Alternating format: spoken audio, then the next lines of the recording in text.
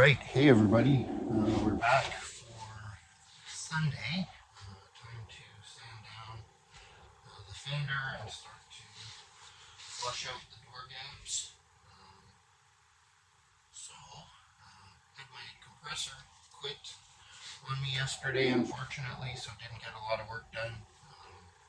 Still not working right, but we'll get by. So we're going to start off with putting some guide coat on. Hey everybody, we're going to do a little bit of voiceover here as some of the time-lapse parts of the video are occurring. Just want to first of all apologize for the belly shots. Didn't have the camera quite lined up, but here you can see we're doing some more guide coat, hitting all of our bodywork spots, and we're going to be working those down back to smooth, and we should end up with a really nice result. So here we go.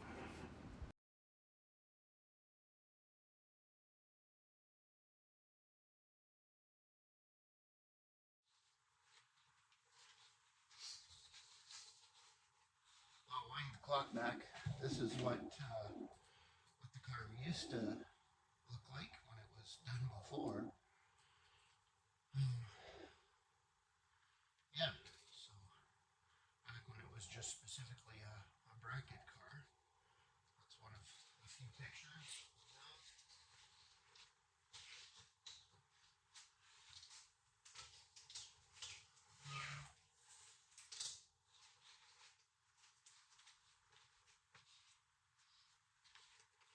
Along with this oldie, let's see if we can knock this off.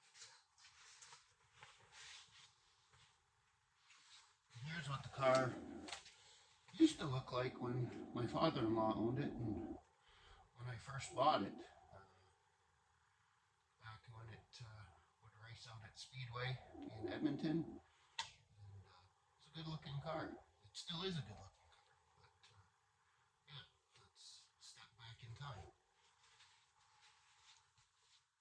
Guide coat on. We're going to start to knock the body filler down, and again going for smooth surface, so we're just making sure that we don't have any more low spots. So after this particular application, the goal once completed sanding with 80 grit will be to have the surface ready to accept primer and hopefully not have to do any more body filler if I had put enough on, and I'm able to achieve that smooth surface where basically the guide coat disappears and all we're left with is a nice smooth panel. So that's what you see happening in this time-lapse clip as I work through the different grits. It actually started with a 46 grit just to knock the really rough surface down,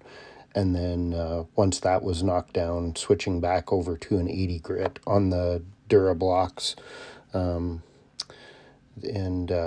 you know, either using a round Durablock to get in the more contoured surfaces, or the rectangular Durablocks for the larger flat areas where you could really get a good good amount of bodywork covered with a single block. And then doing the crosshatch, you know, basically to cancel out the sanding in each direction, and again get down to that smooth surface.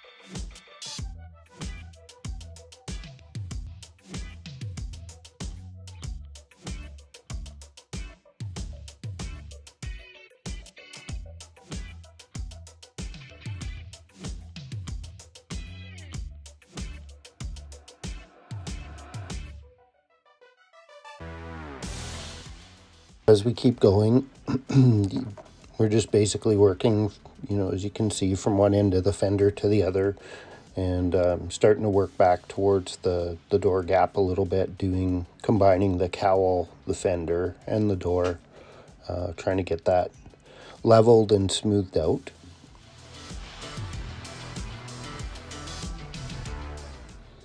And using the air hose to basically clear the dust away, and then also to clean the sandpaper out, keep the sandpaper going or lasting longer, not having to change it as often. The body filler we're using doesn't pile the sandpaper up too bad. It actually sands really nicely. It's a product called Evercoat lightweight filler.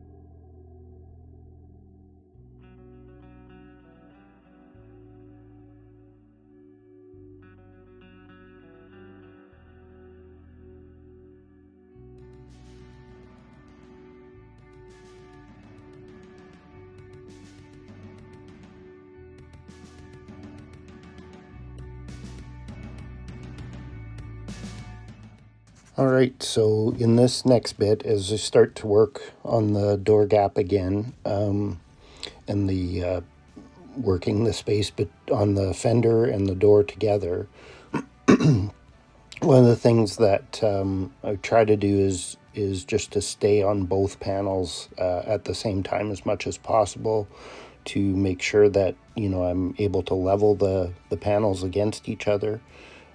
And then again, with the guide code, it'll tell me if I still have a low spot transitioning from the fender to the door, and then I can address that either with some more filler or feathering it out further. But yeah, that's kind of the method I'm using, just to get that nice smooth transition from the fender to the door and then the door back to the rear fender. So that's what you see happening in this clip.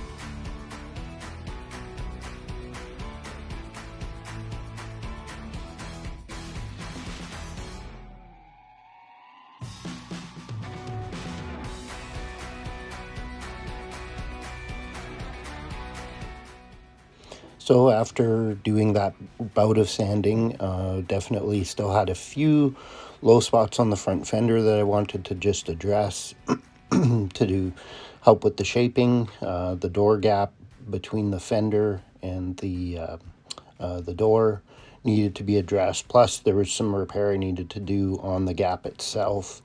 Had a little bit of excess space. So as you can see, I'm filling it right in, and then I'll go back and trim it out after it starts to set up.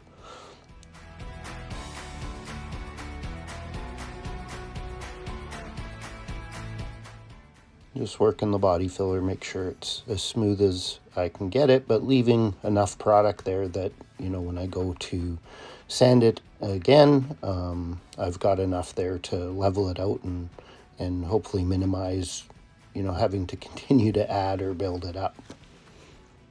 And I do apologize for the scratchiness of my voice and the couple of times of clearing my throat there. Just getting off of a bit of a cold here, and hope to be back in the garage very soon and back working on the car and making some better content for you. I will be doing unboxing videos and showing you guys all the parts that are going to be going on this car, and have some great manufacturers that I work with, and so I can't wait to showcase some of their products and bring you this build beyond just doing bodywork. So I'm going to be doing as much of the work as I can myself, and sharing that with you as I go along. So I appreciate everybody, you know, hanging in there and watching these videos. And if there are questions, don't hesitate to drop me a question in the messages. But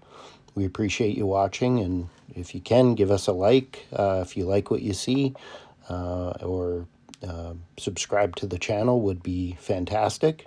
And thanks for tuning in.